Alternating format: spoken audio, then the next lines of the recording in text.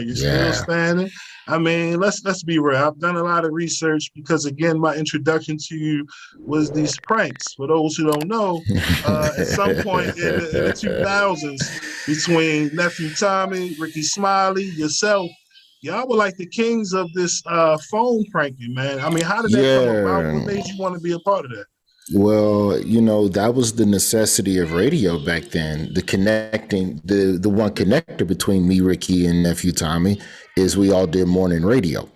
And so, in urban morning radio, the prank call is a comedic staple. Like that's just something that people rock with.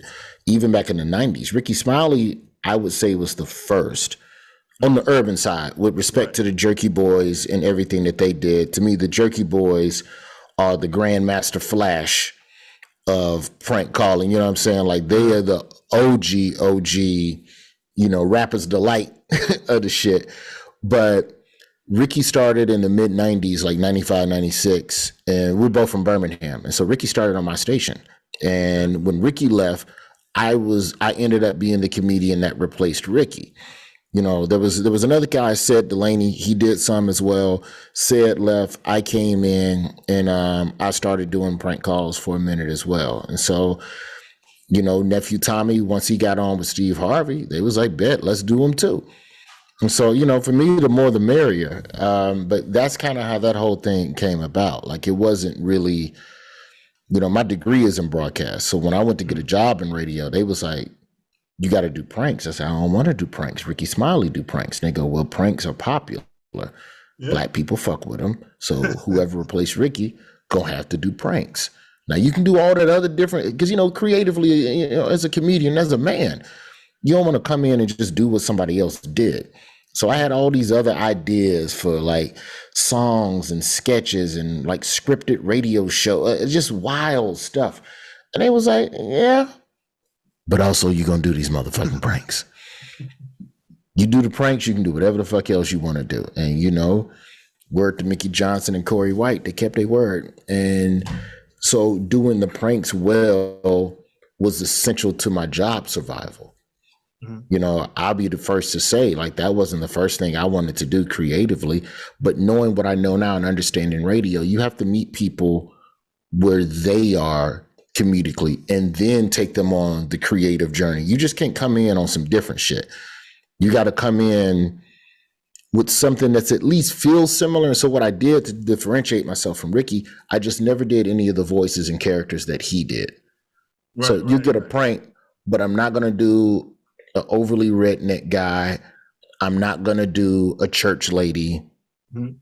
You know what I'm saying? I'm not going to do like Ricky had the whole "my name is Lil Daryl," and he was doing that.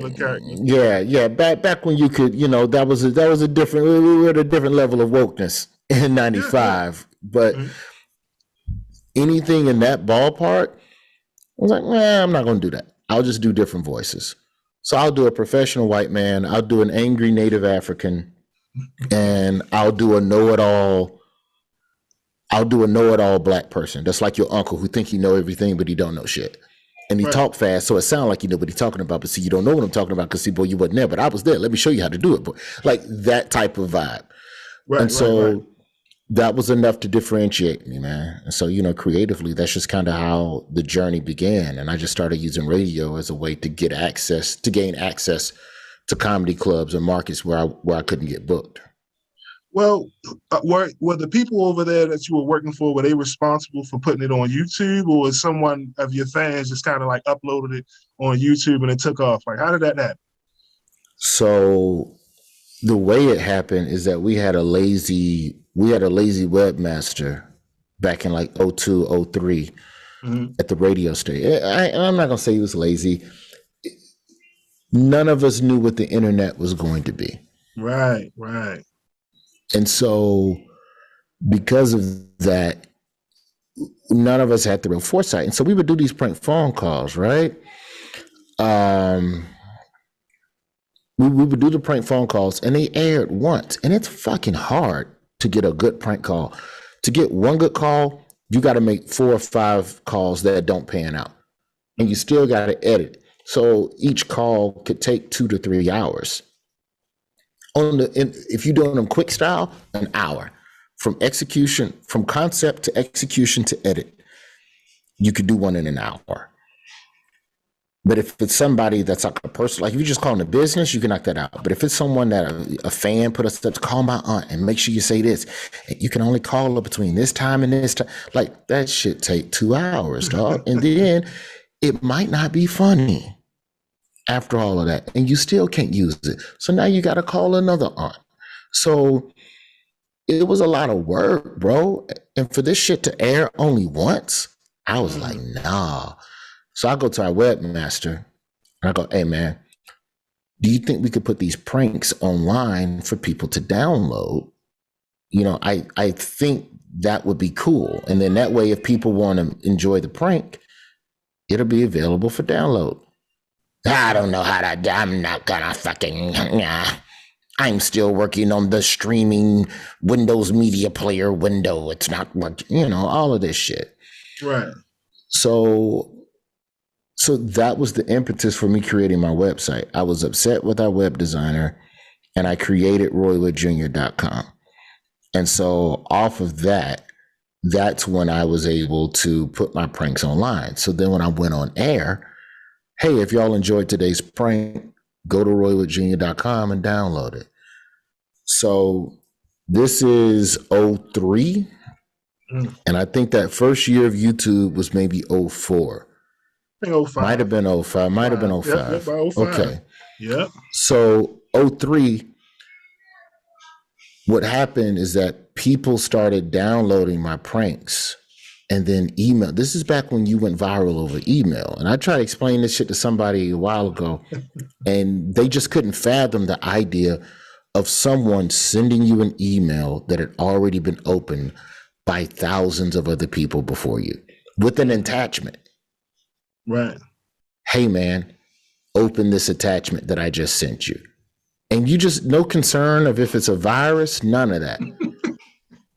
And so my prank started getting emailed all over the country for about a year and a half.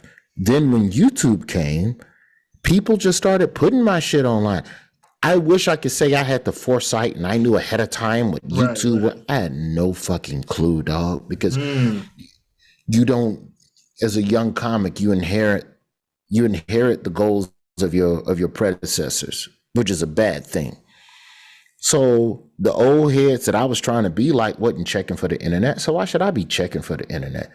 I started getting emails from cousins, and then what really tipped me, I started getting emails from people out of town asking me if they had pranked they so-and-so. And I'm like, how the fuck do you even know who I am and what I'm doing?